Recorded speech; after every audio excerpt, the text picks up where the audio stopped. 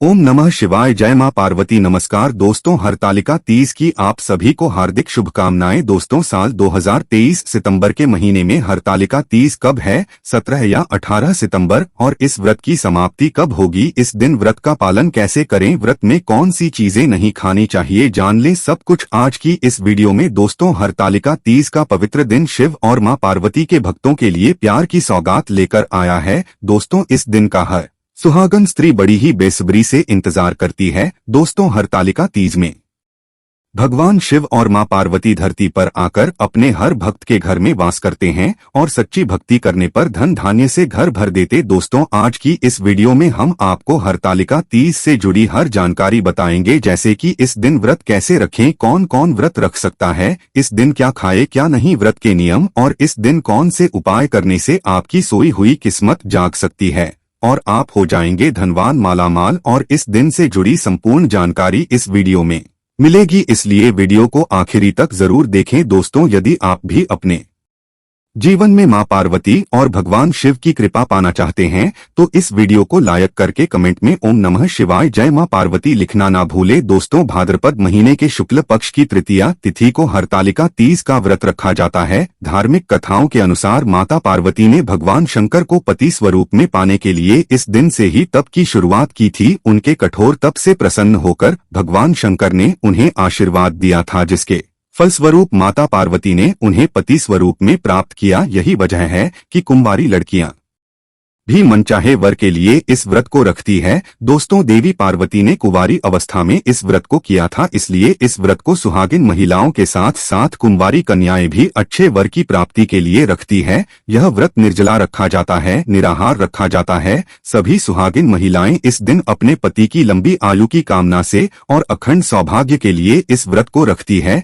इस दिन मां पार्वती और शंकर की पूजा की जाती है। सुहागिन महिलाओं के अलावा जो कुंवारी कन्याएं हैं वह भी इस दिन मनचाहा वर पाने के लिए निर्जला इस व्रत को विधि विधान से रख सकती है। हरतालिका तीज का व्रत रखने के लिए कुछ जरूरी नियम हैं जिनका पालन करना जरूरी है। धर्मशास्त्रों के अनुसार अगर आप व्रत के समय इन नियमों का पालन नहीं करती है तो इस व्रत का पूर्ण फल प्राप्त नहीं होता है। चलिए अब आपको बताते हैं हरतालिका तीज के जरूरी नियम कौन कौन से हैं जो आपको जरूर ध्यान रखना चाहिए। दोस्तों, साल 2023 में 18 सितंबर सोमवार को हरतालिका तीज है और इसी दिन व्रत रखा जाएगा। व्रत रखने से एक दिन पहले आपको भरपूर मात्रा में पानी या लिक्विड चीजों का और फलों का सेवन करना चाहिए। ज्यादा नमक का या ओनली चीजों का सेवन करने से बचना चाहिए। इस व्रत में आप सुबह 3 बजे से पहले पानी या फिर कोई भी लिक्विड चीज ले सकते हैं, लेकिन कोई भी नमक की चीजें लेने से बचें क्योंकि ऐसा करने से व्रत पूरा नहीं माना जाता। दोस्तों, तृतीया तिथि प्रारंभ होगी 17 सितंबर रविवार की सुबह 11:10 से और 18 सितंबर सोमवार दोपहर 12:39 पर समाप्त हो जाएगी। उदय तिथि के अनुसार 18 सितंबर सोमवार के दिन ही व्रत रखा जाएगा। इस दिन भगवान शिव और पूरे शिव परिवार की पूजा की जाती है। हरतालिका तीज के दिन सूर्योदय सुबह 6:18, सूर्यास्त शाम 6:24 पर होगा। ब्रह्मा मुहूर्त सुबह 4:41 से 5:29 तक रहेगा। अभिजीत मुहूर्त सुबह 11:56 से 12:45 तक अमृत काल का समय रहेगा। सुबह 4:30 से 6:06 तक और राहुकाल का समय जो कि अशुभ मुहूर्त रहता है सुबह 7:30 बजे से लेकर 9 बजे तक रहेगा। तो सुबह आप राहुकाल के समय का ध्यान जरूर रखें। इस समय कोई भी शुभ कार्य करने से बचना चाहिए। 18 सितंबर को हरतालिका तीज की पूजा की शुभ मुहूर्त इस प्रकार है। सुबह का शुभ मुहूर्त रहेगा सुबह 6:07 से लेकर 8:24 तक। इस बीच में आपको राहुकाल के समय का त्याग करना है। इसके अलावा सुबह 9:11 से लेकर 10:43 तक आप पूजा कर सकते हैं। दोपहर की पूजा का मुहूर्त प्रारंभ होगा दोपहर 3:19 से शाम 7:51 तक रहेगा। इसके अलावा प्रदोष काल का समय रहेगा शाम 5:39 से लेकर 7:09 तक। शाम को प्रदोष काल में की गई पूजा भगवान शिव और देवी पार्वती बहुत जल्दी स्वीकार करती है, इसलिए प्रदोष काल में आप पूजा जरूर करें। व्रत पारणा का यानी व्रत खोलने का शुभ मुहूर्त रहने वाला है 19 सितंबर मंगलवार की सुबह 6 7:18 से लेकर 8:02 के अंदर आपको ध्यान रखना है कि हमेशा अगले दिन सूर्योदय के बाद ही व्रत खोलना चाहिए और व्रत खोलते समय आप लिक्विड चीजों का, पानी का या जूस का सेवन जरूर करें, उसके बाद ही कोई अन्य पदार्थ खाएं। सबसे पहला नियम है कि इस व्रत को निर्जला रखा जाता है। तो हरतालिका तीज के दिन सुहागिन महिलाएं कड़ा व्रत रखती है, जिसके नियम भी बहुत कड़े होते हैं। इस व्रत में किसी भी तरह से अन्न या जल ग्रहण नहीं किया जाता है। अगले दिन सुबह पूजा के बाद जल पीकर ही व्रत खोला जाता है और इस व्रत को जो भी महिलाएं शारीरिक रूप से स्वस्थ हैं उनको ही रखना चाहिए, क्योंकि नियम बहुत ज्यादा कठिन होते हैं। ऐसे में यदि प्रेग्नेंट लेडी हो तो आप हो सके तो व्रत रखना अवॉइड करें। यदि आपकी फिर भी इच्छा है तो फिर आप जल के साथ और फलों के साथ इस व्रत को कर सकती है,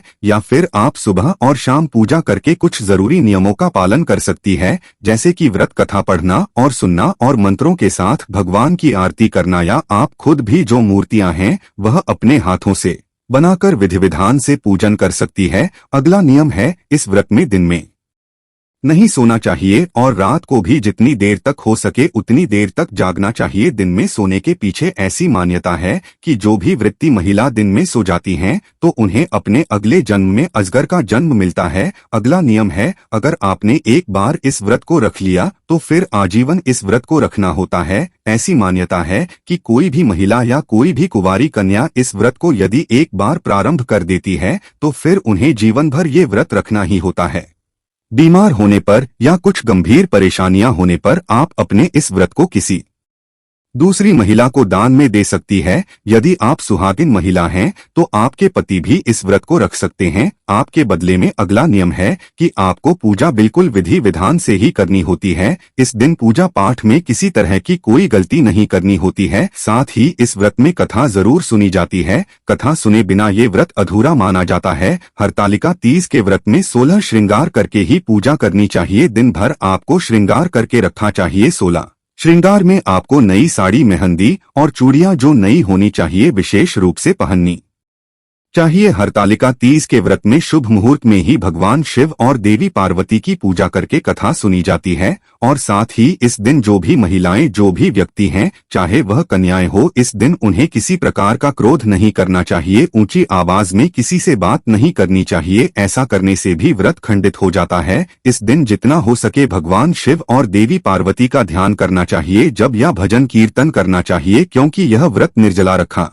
जाता है। तो इस दिन ज्यादा बोलने से भी बचना चाहिए। हरतालिका तीज व्रत के दिन जितना हो सके हरे और लाल रंग का प्रयोग करें, क्योंकि यह सौभाग्य का प्रतीक माना जाता है। पूजा और व्रत संपन्न होने के बाद इस दिन किसी गरीब को भोजन जरूर कराना चाहिए। यदि आप भोजन न करा पाए तो कुछ न कुछ दान की सामग्री जरूर दान में देनी चाहिए। इस व्रत के दिन यदि आपके घर में सुहाग की कोई भी सामग्री ऐसी है जो टूट फूट गई हो या बेकार हो गई हो तो भूल से भी तीज व्रत के दिन आपको घर से बाहर नहीं फेंकनी चाहिए। हरतालिका तीज से एक दिन पहले शुद्ध सात्विक भोजन किया जाता है। लहसुन प्याज से बना हुआ भोजन एक दिन पहले भूले से भी नहीं खाना चाहिए। अगर आपने गलती से खा भी लिया है तो आप उस दिन सर धोकर स्नान कर लें। उसके बाद इस तरह का भोजन करने से बचें। और रात को समय जितना हो सके आप एक दिन पहले खूब सारी लिक्विड चीजें ले सकते हैं, जूस, फल ले सकते हैं, क्योंकि अगले दिन आपको निर्जला व्रत रखना होता है ताकि आपके शरीर में पानी की किसी प्रकार से कमी ना हो। और अगले दिन क्योंकि बहुत सारी जगह पर सुबह को ब्रह्मा मुहूर्त में उठकर सरगी भी खाई जाती है, हालांकि बहुत सी जगह पर सुबह सुबह भी कुछ नहीं खाया जाता है, नहीं सरगी खाई जाती है। तो हर जगह के नियम अलग अलग हो सकते हैं। जैसे कि इससे पहले मैंने वीडियो में भी आपको बताया था कि सरगी में आप केवल लिक्विड चीजें ले सकते हैं। वैसे तो आप पानी वाले फल भी सुबह के समय, सरगी के समय ले सकते हैं, लेकिन अगर आप दूध या जूस वगैरह लेंगे या नींबू पानी, शहद पानी ले सकते हैं तो बहुत अच्छी बात है, क्योंकि व्रत रखने में फिर आपको दिन में ज्यादा प्रॉब्लम नहीं आएगी। जिनके यहाँ पर सुबह के समय पर सरगी नहीं ली जाती है वह ना ले सरगी। वैसे तो स्नान करने के बाद ली जाती है। यदि आप सुबह के समय स्नान नहीं कर पाते हैं तो मुंह हाथ धोकर तीज माता का ध्यान करके भगवान शंकर और पार्वती को प्रणाम करके उनका ध्यान करके भी आप सरगी ले सकते हैं। 16 श्रृंगार करके पूजा करनी चाहिए, लेकिन अगर आप सुबह 16 श्रृंगार नहीं भी कर पाते हैं तो आपको जो जरूरी सुहाग की चीजें हैं वो जरूर पहन लेनी चाहिए, जैसे चूड़ी, बिंदी, मेहंदी एक दिन पहले लगा लेनी चाहिए। सिंदूर, पैरों में आलता या जो भी इनके अलावा जरूरी चीजें हैं वो आपको जरूर पहननी चाहिए। साथ ही साथ इस दिन आप मां पार्वती के लिए जो भी श्रृंगार की सामग्री लेकर आते हैं वो अच्छे से चेक करें कि कहीं भी कोई भी चीज खंडित ना हो, खराब ना हो, ताकि पूजा करते समय फिर आपको किसी तरह की कोई परेशानी ना हो। जो भी भोग में लगाने के लिए आप पकवान बनाते हैं, क्योंकि बहुत सी जगह पर आज के दिन गुजिया बनाई जाती है, मालपुए बनाए जाते हैं और भी तरह तरह के पकवान बनाए जाते हैं अपनी अपनी परंपराओं के अनुसार, तो वो हमेशा स्नान करने के बाद ही बनाएं। इस व्रत के दिन जो भी कन्याएं हैं या महिलाएं हैं वह सर धोकर स्नान करके पूजा कर सकती है। बस आपको ध्यान ये रखना है कि जब आप पूजा करें तो आपके बालों से पानी न टपके, बाल अच्छे से सुखा ले, बाल बंधे हुए होने चाहिए। वैसे भी महिलाओं या कन्याओं को खुले बालों से ना तो पूजा करनी चाहिए, ना ही सर बिना ढके पूजा करनी चाहिए। आपका सर भी ढका होना चाहिए और आपके बाल भी बंधे होने चाहिए, खासकर तब जब आप देवी पार्वती की पूजा कर रहे हो। इस व्रत को बीच में नहीं छोड़ा जाता है। अगर पीरियड्स होने लगते हैं तो भी इस व्रत को रखा जाता है। अगर आपके घर परिवार में कोई सुहागिन महिलाएं हैं तो आप उनसे पूजा करवा सकती हैं, उनसे ही व्रत की कथा सुन सकती है। आपको खुद से पूजन सामग्री नहीं छोड़नी चाहिए, लेकिन आप सारी पूजा मानसिक रूप से कर सकते हैं, जैसे मनन में मंत्र जाप करके या मन से ही आप आरती करके भी पूजा कर सकती है। आप अपने मन से ही जो भी भोग आप ध्यान करके लगाएंगे उसे भी भोलेनाथ और मां पार्वती जरूर स्वीकार करते हैं। अपने मन में ये बिल्कुल ना आने दें कि आपको पीरियड्स हो रहे हैं, पता नहीं आपकी पूजा स्वीकार होगी कि नहीं होगी, आपका व्रत स्वीकार होगा कि नहीं होगा, क्योंकि भाव अगर सच्चा है तो चाहे परिस्थितियां कैसी भी हो, माता रानी और भोलेनाथ उस व्रत को, उस भाव को जरूर स्वीकार करते हैं। वैसे तो आप दिन भर कभी भी शाम की पूजा प्रारंभ करने से पहले जो भी बालू से मूर्तियां बनानी है वह बना सकते हैं, लेकिन जो शुभ मुहूर्त है आप उसमें भी यह मूर्ति बना सकते हैं। मूर्तियां जब आप पूजा करें तब तक सही से सेट हो जानी चाहिए, ताकि आपको पूजा करते समय कोई दिक्कत, कोई परेशानी ना आए। इस प्रकार से समय का ध्यान आपको रखना है।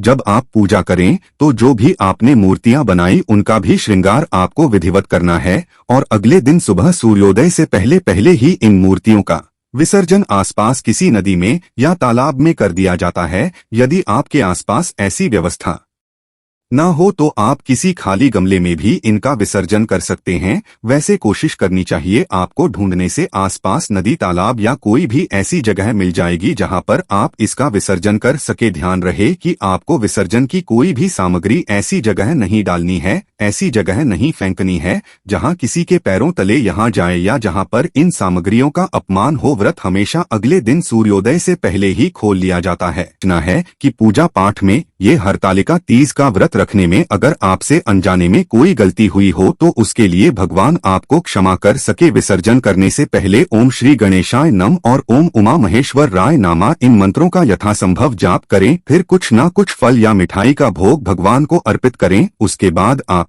विसर्जन कर सकते हैं। विसर्जन की जो भी सामग्री है, जैसे कि फूल है या पूजा में आपने जो अक्षत प्रयोग किए हैं, अगर आपने रंगोली बनाई है तो उन्हें आप बहते जल में भी प्रभावित कर सकते हैं, या आप अपने घर की जो भी क्यारी गमले हैं उनमें डाल सकते हो, विसर्जन कर सकते हैं। आसपास यदि नदी या तालाब अगर ना हो तो कोई भी पवित्र वृक्ष के नीचे जहां पर कोई भी इन तरह की चीजों का अपमान ना करे वहां पर आप विसर्जन कर सकते हैं, या आप इनका भूमि विसर्जन भी कर सकते हैं। अपने घर के आसपास यदि संभव हो तो जमीन में गड्ढा खोदकर वहां पर भी आप इनका विसर्जन कर सकते हैं। पीपल का वृक्ष यदि आसपास हो तो पीपल के वृक्ष की जड़ में आप गड्ढा खोदकर वहां पर भी सामग्री का विसर्जन कर सकते हैं। दिन भर निर्जला उपवास रखकर शाम की पूजा करने के बाद जो भी महिलाएं इस व्रत को निर्जला रखने में सक्षम नहीं है, अगर आपका स्वास्थ्य ठीक नहीं है तो शाम को आप जल ग्रहण कर सकते हैं। इसके लिए आपको संकल्प भी उसी प्रकार का लेना चाहिए कि आप इस व्रत को निर्जला केवल शाम तक ही रखेंगे, उसके बाद आप जल ग्रहण कर लेंगे। इन दिन शाम की पूजा करके व्रत कथा सुनने के बाद अपने परिवार में सासू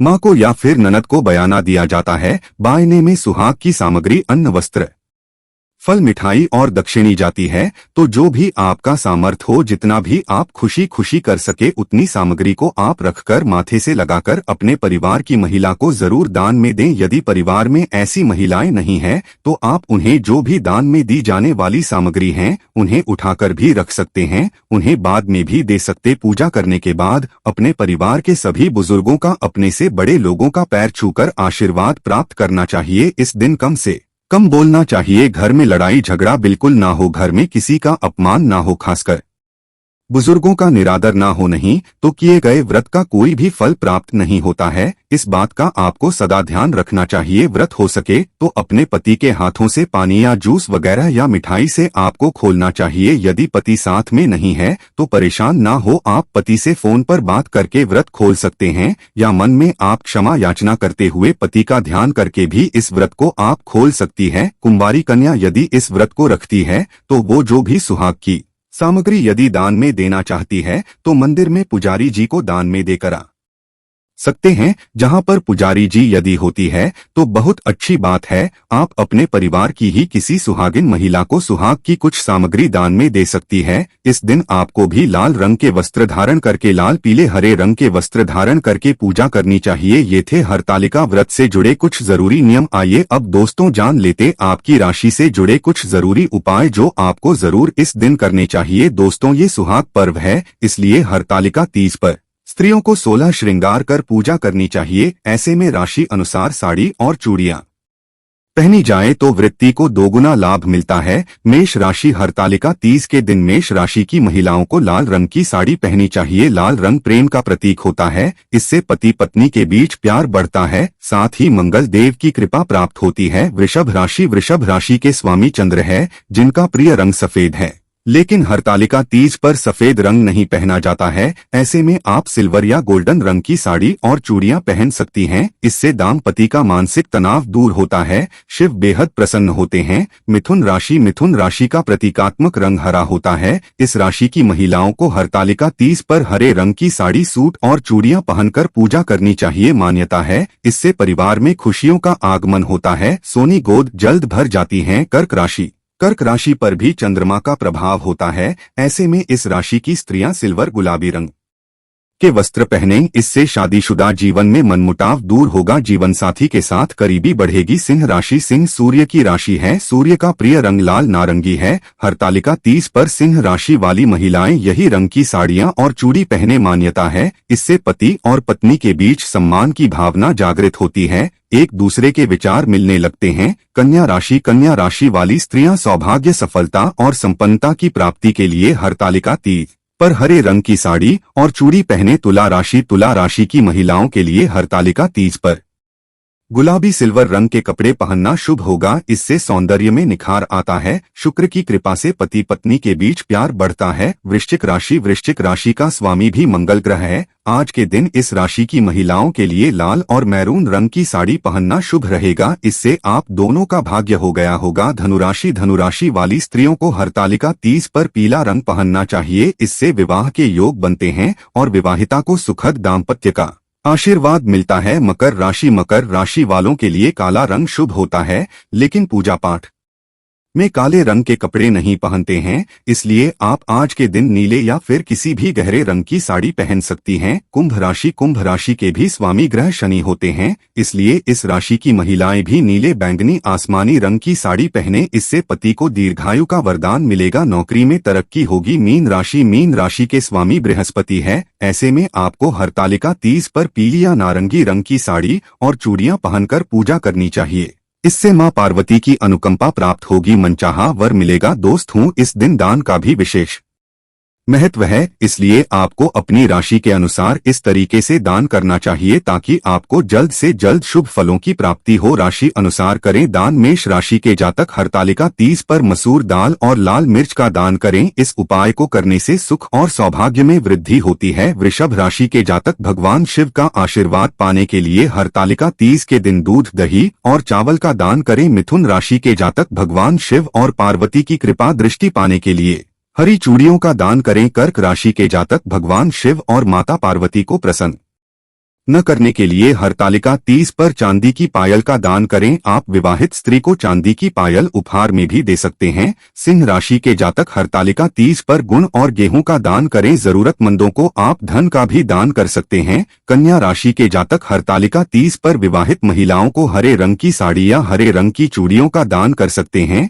इस उपाय को करने से भगवान शिव प्रसन्न होते हैं। तुला राशि के जातक माता पार्वती संग भगवान शिव का आशीर्वाद पाने हेतु हरतालिका तीज पर दूध, दही, खीर और सफेद मिठाई का दान करें। वृश्चिक राशि के जातक हरतालिका तीज पर अपनी आर्थिक स्थिति के अनुसार गरीबों के मध्य धन का दान करें। इसके अलावा लाल रंग के कपड़े का भी दान कर सकते हैं। धनु राशि के जातक हरतालिका तीज पर बेसन, चने की दाल और पीले रंग के वस्त्र का दान करें। मकर राशि के जातक की राशि आराध्य भगवान शिव हैं। आप सच्ची श्रद्धा से जरूरतमंदों की सहायता करें। आप चाहें तो अर्थ का भी दान कर सकते हैं। कुंभ राशि के जातक हरतालिका तीज पर भगवान शिव को प्रसन्न करने हेतु गरीबों के मध्य अन्न का दान करें। साथ ही दवा हेतु अर्थ का भी दान कर सकते। मीन राशि के जातक भगवान शिव और माता पार्वती की कृपा दृष्टि पाने के लिए हरतालिका तीज पर केले, मौसमी फल और पीले रंग के कपड़े का दान करें। यदि पति पत्नी के बीच प्रेम ना हो तो दोनों को हरतालिका तीज की शाम को शिव पार्वती के मंदिर में एक साथ मिलकर शुद्ध घी के 11 दिया जलाना चाहिए। साथ ही प्रार्थना करनी चाहिए कि उनके जीवन में प्रेम का वास करें। कुंवारी कन्याएं भी यह काम कर सकती है। यदि विवाह में बाधाएं आ रही हों तो कुंवारी ब्राह्मण कन्या को वस्त्र और मिष्ठान भेंट करें। ऐसा करने से विवाह पर आया संकट दूर होगा। यदि विवाह योग कुंडली में न बन रहा तो इस दिन कन्याओं को देवी पार्वती को हल्दी की 11 गांठ चढ़ाकर उनके समक्ष अपने कष्ट निवारण की प्रार्थना करनी चाहिए। यदि पति पत्नी के बीच कोई तीसरा आ रहा हो अथवा प्रेम का भाव हो तो इस दिन दंपति को साथ में भगवान शिव पार्वती का अभिषेक दूध में हल्दी या केसर डालकर करना चाहिए। हरतालिका तीज के दिन खीर बनाकर उसे भगवान को भोग लगाएं। अगले दिन पति पत्नी इस प्रसाद को एक कटोरी में साथ में खाए। वैवाहिक सुख बढ़ेगा। यदि आपका सुहाग आपसे रूठा रहता हो तो इस दिन सुहागिनों को माता पार्वती को चुनरी, नथ और बिछिया और पायल अपने हाथों से पहन आना चाहिए। तीज के दिन अपने पति से मांग में सिंदूर डलवाएं। साथ ही सुहाग की चीजें पति के हाथों से पहनें। इससे दोनों के बीच प्रगाढ़ संबंध विकसित होगा। हरतालिका तीज पर गणेश मंदिर में सूखे मालपुए अर्पित करने से भी दाम्पत्य जीवन में कभी प्यार की कमी नहीं होगी। इस दिन पत्नी अपने हाथों से पान का बीड़ा लगाकर शिवजी को चढ़ाएं और फिर पति को दें। वैवाहिक जीवन में प्रेम बढ़ेगा। दोस्तों, अब चलिए जान लेते हैं हरतालिका तीज व्रत कथा या हरतालिका व्रत कथा शिव जी ने ही मां पार्वती को सुनाई थी। शिव भगवान ने इस कथा में मां पार्वती को उनका पिछला जन्म याद दिलाया था। हे गौरव, पिछले जन्म में तुमने मुझे पाने के लिए बहुत छोटी उम्र में कठोर तप और घोर तपस्या की थी। तुमने ना तो कुछ खाया और ना ही पिया, बस हवा और सूखे पत्ते चबाए। जला देने वाली गर्मी हो या कंपा देने वाली ठंड, तुम नहीं हटी डटी रही। बारिश में भी तुमने जल नहीं पिया। तुम्हें इस हालत में देखकर तुम्हारे पिता दुखी थे। उनको दुखी देखकर नारद मुनि आए और कहा कि मैं भगवान विष्णु के भेजने पर यहाँ आया हूँ। वह आपकी कन्या की से विवाह करना चाहते हैं। इस बारे में मैं आपकी राय जानना चाहता हूँ। नारद जी की बात सुनकर आपके पिता बोले, अगर भगवान विष्णु यह चाहते हैं तो उन्हें कोई आपत्ति नहीं है, परंतु जब तुम्हें इस विवाह के बारे में पता चला तो तुम दुखी हो गई। तुम्हारी एक सहेली ने तुम्हारे दुख का कारण पूछा तो तुमने कहा कि मैंने सच्चे मन से भगवान शिव का वरण किया है, किंतु मेरे पिता ने मेरा विवाह विष्णु जी के साथ तय कर दिया है। मैं विचित्र धर्म संकट में हूँ। अब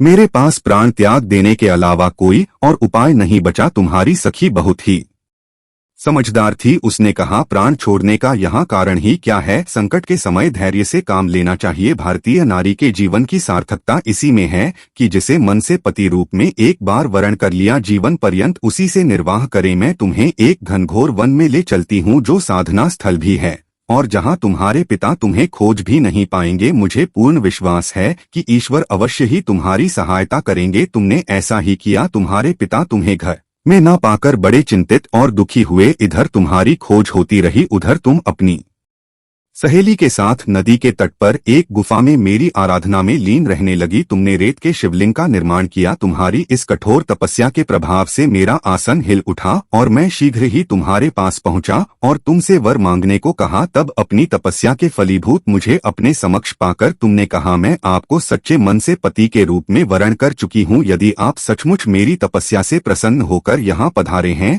तो मुझे अपनी अर्धांगिनी के रूप में स्वीकार कर लीजिए। तब तथास्तु कहकर मैं कैलाश पर्वत पर लौट गया। उसी समय गिरिराज अपने बंधु बांधवों के साथ तुम्हें खोजते हुए वहां पहुंचे। तुमने सारा वृतांत बताया और कहा कि मैं घर तभी जाऊंगी अगर आप महादेव से मेरा विवाह करेंगे। तुम्हारे पिता मान गए और उन्होंने हमारा विवाह करवाया। इस व्रत का महत्व ये है कि मैं इस व्रत को पूर्ण निष्ठा से करने वाली प्रत्येक स्त्री को मनवांछित फल देता हूँ। इस पूरे प्रकरण में तुम्हारी सखी ने तुम्हारा हरण किया था, इसलिए इस व्रत का नाम हरतालिका व्रत हो गया। इस व्रत से जुड़ी मान्यता यह है कि इस व्रत को करने वाली स्त्रियां पार्वती जी के समान ही सुखपूर्वक पति रमण करके शिवलोक को जाती है। सौभाग्यवती स्त्रियां अपने सुहाग को अखंड बनाए रखने और अविवाहित युवतियां मनमुताबिक वर पाने के लिए हरितालिका तीज का व्रत करती है। इस दिन व्रत करने वाली स्त्रियां सूर्योदय से पूर्व ही उठ जाती है और नहाकर पूरा श्रृंगार करती है। पूजन के लिए केले के पत्तों से मंडप बनाकर गौरी शंकर की प्रतिमा स्थापित की जाती है।